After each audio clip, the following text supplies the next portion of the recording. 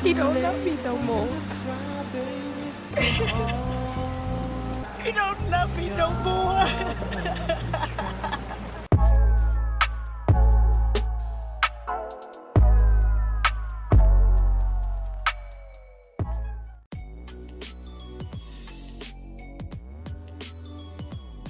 The movie literally starts in the womb. We find Tyrese's big grown ass floating around in amniotic fluid, rambling about how black men in America are taught to see themselves as babies because of racism. Sir, what the hell are you talking about? This movie is already on some bullshit.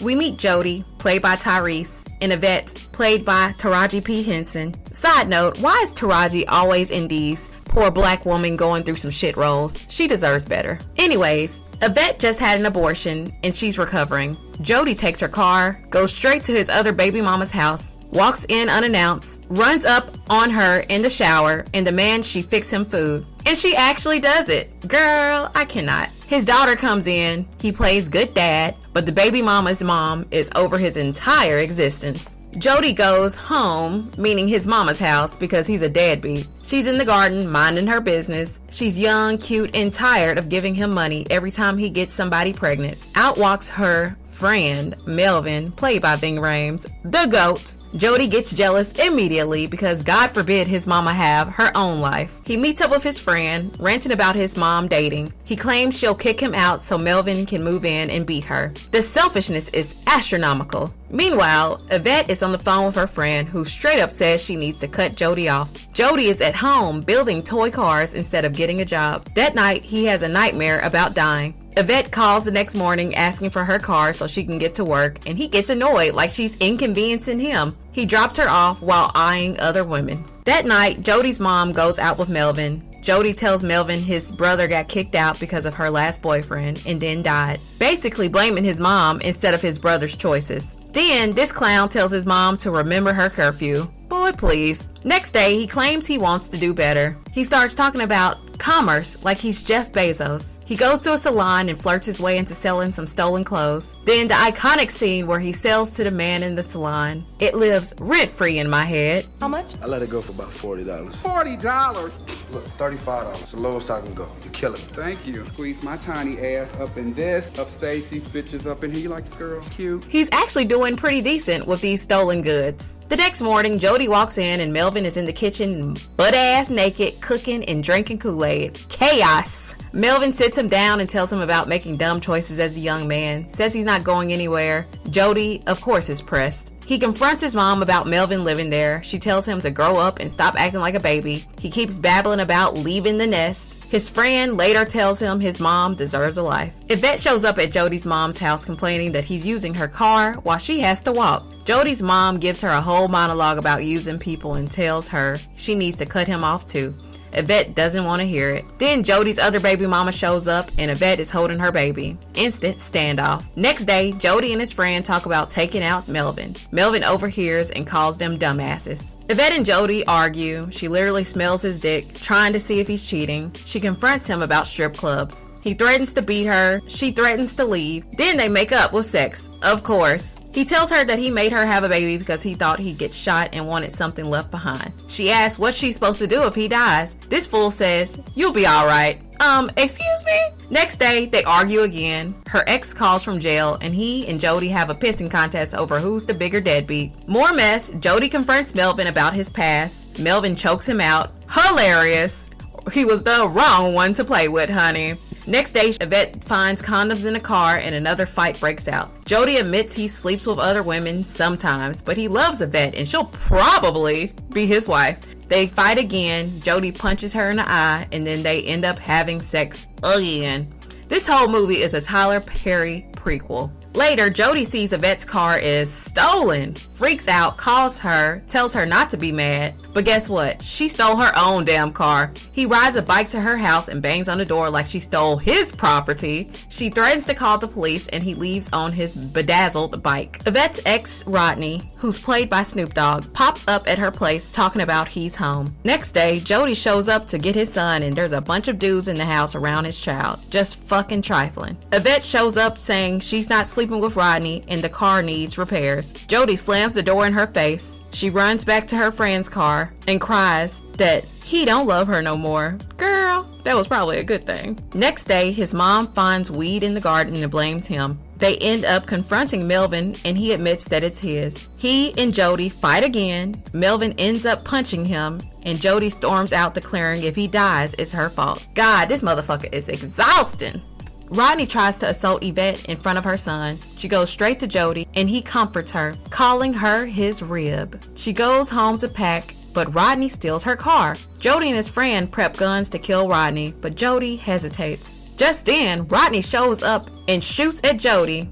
Jody hallucinates getting shot, but he actually dodged a bullet. That night, Rodney returns to Yvette's house. Jody and his friend lure him outside, chase him down, and Jody's friend ends up killing him. Jody goes home, having a panic attack. Melvin comes in, handles the situation, and takes the gun. Jody ends up at Yvette's house, and she comforts him. Next day, he tells his mom he found somewhere to live. He's acting slightly more grown, but still using Yvette's car, of course. It's wild that it took murder and a near-death experience for him to get his shit together. The movie ends with Jody and Yvette living together. She's pregnant again, and here are my final thoughts. Because what the hell was this? Okay, let's start off by saying the reason why I'm doing a voiceover is because there is a copyright issue with my movie recap, and hunty, I just don't feel like going back and redoing it. So with that being said, let's start with my final thoughts on this movie. I'm gonna start off with saying that Jody was such a trash individual. So I did some research, and apparently Jody was 20 years old in this movie, and he was just so super immature. Now, I'm not sure what the goal of this movie was, like what was the reason why they made it other than to show like the plight of the black man in the hood or something like that, like a lot of the hood movies back in the day did. But I don't think this gave what they were trying to give, because honestly, I'm not gonna lie, Jody was a beautiful man. Tyrese is a beautiful man. His body was tea, but I feel like now that I'm older, I can see him and be like, ooh, like, yeah, he's pretty, maybe he's something to play with, you know, but outside of that, he really had no redeeming factors. You know, I saw him as the immature boy that he was, causing and wreaking havoc among the women in his life. His mother, I feel like she was super young. I did some research and it said that his mother, Juanita, was approximately 36 years old. So if Jody's 20 and Juanita's 36, she was 16 when she had him. Okay, so seeing her look so freaking young and good in this movie, honey, she was giving. Her body was tea. She was beautiful. Oh my gosh, I was like, she looked so freaking young. And that makes sense because she was young when she had him, okay? But also, I think he had an older brother as well, and that means that she probably had a child when she was like 13, 14 years old. I'm like, oh my goodness, babies raising babies. So I totally understood, you know, her situation, because now she's older and so she's like, damn, okay, my youngest is 20 years old and I'm 36. I'm still young myself. I deserve to live my life. So I totally understood her wanting to move on and find a man and be with that man. Okay, I understood that. I think Ving Rhames did a really good job in his performance of Melvin in this movie. He really encapsulated the, you know, OG, I'm smarter now because I lived a life and I want, you know, to try to school these young cats into not doing the same shit that I did, right? Now, one that I did not mention much in the recap was Sweet Pea, or Omar Gooding, which is Tyrese's friend. He was kind of a product of his environment as well. He was also utilizing women's labor in order to live his life, but at some point he wanted to give his life to God, and at the end of the movie he ended up getting baptized or whatever, because he felt like the only thing good he could do was rob people, which is crazy for him to say, but made sense. Now let's talk about the women, Jody's baby mamas. I think Peanut, you know, which is the first baby mama, I think she knew what the game was with Jody. She knew that he was good for, you know, playing with, but like she really didn't take him too seriously. And then we have Yvette, who was just going through it. And apparently in this movie, Yvette is 25 and Tyrese is 20. So she was dealing with a younger guy, expecting him to be mature. And that's just not what she got. And then we see Rodney, which is Snoop Dogg, come into the picture later on, and we just see that her type is kind of very similar to what Tyrese's mother or Jody's mother's type is. Hood boogers. I don't know how else to say it. Hood boogers that have nothing going for themselves. You know what I mean? but she seemed to love her some Jody. But that love for him was really taking her down through there, getting cheated on. Who knows what STDs she might have been exposed to messing around with Jody. She almost got assaulted by Rodney. Her son was put in bad situations because she was letting Rodney stay there, and Jody was useless himself. Like, I think when Jody came to pick up his son and saw that all those men were around him and Taraji or Yvette wasn't around, wouldn't that put a ding ding ding, I need to keep my child away from these people? But instead he was like willing to let him go back home without fighting for his son. And I just felt like that was just odd. Like, he tried to play as a good father when the kids were around, but at the same time it was like, why didn't you advocate for your child and try to protect your child, all because you're mad at the baby mama? One critique I do have for Yvette is that she just didn't have any fucking boundaries when it came to the men in her life. Like, she let Jody run all over her, let him drive her car while she walked and shit like that. I'd be goddamn that I'm gonna let this man drive around in my shit while I have to walk, while he goes around and cheats on me. And she knew that he was cheating on her, but she still let him drive the car. As I like to say, she was stigmatized by this man, and maybe she saw a future with him and she wasn't willing to let go of that desire for that future, so she dealt with shit that she normally wouldn't deal with had it been anyone else, if that makes sense. Another thing is that her lack of boundaries, especially when it came to like Rodney or any other situation, allowed for foolishness to not only affect her and her life, but also affect her son's life, but also affect Jody's life as well, because Jody almost got shot dealing with Rodney, all because he was mad for no reason. Like, it was all a pissing contest between the two of them. It was like, you took my woman, blah blah blah, as if she's property. But I think if Yvette had adequate self-love for herself, I don't think she would have chose either one of them. So, I'm thinking about the end of the movie. He's all freaking out and stuff because they unalived Rodney, which,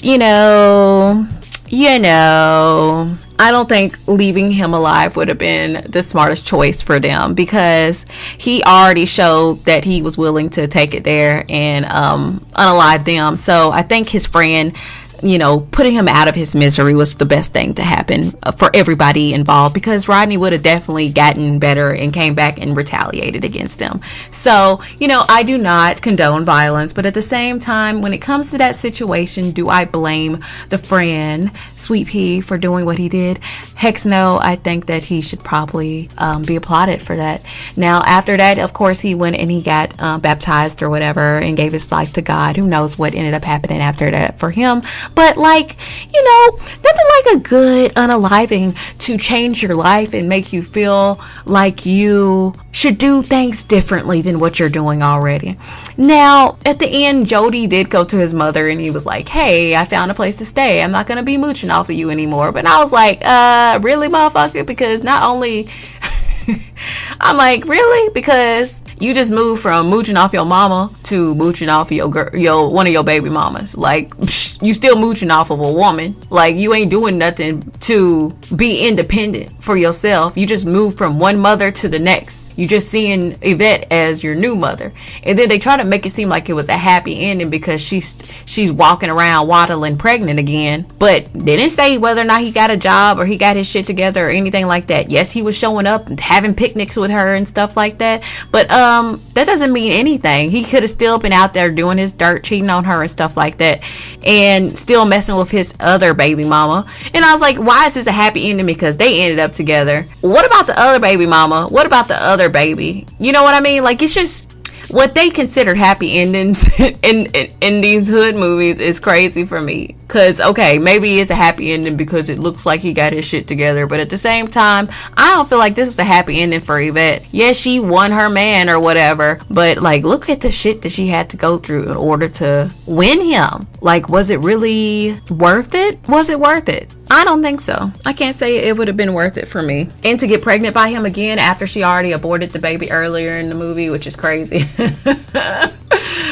Yvette needed therapy. No, everybody needed therapy, but Yvette needed therapy. I think Yvette had the possibility of doing better with her life. And out of everybody in this movie, I feel like she could have possibly made it out of the hood and done better. She was the only one with a stable job that we were shown. She was the only one with a car that we were shown. Like, she was actually doing really good for herself considering the situation that she had put herself in being with this guy. But yeah, that's my thoughts of this movie. It's a hot mess.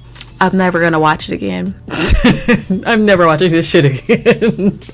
This will be the final time I watch this movie. I think I only watched it once before too, where I was like, this is ridiculous. But yeah, I mean, I feel like as far as hood movies are concerned, it's worth a watch at least one time. It's not horrible, it's just too much fucking drama for me. I don't want to give it a 10 out of 10 because I would never watch it again, but I give it like a 7 or 8. Like, it's not bad. It wasn't like a slow plot. The plot kept moving. It was just like, what is this?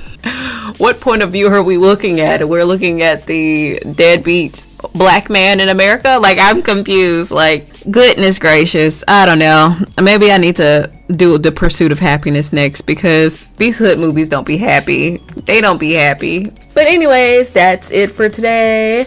I will catch you guys next time. Thank you guys for watching. Bye.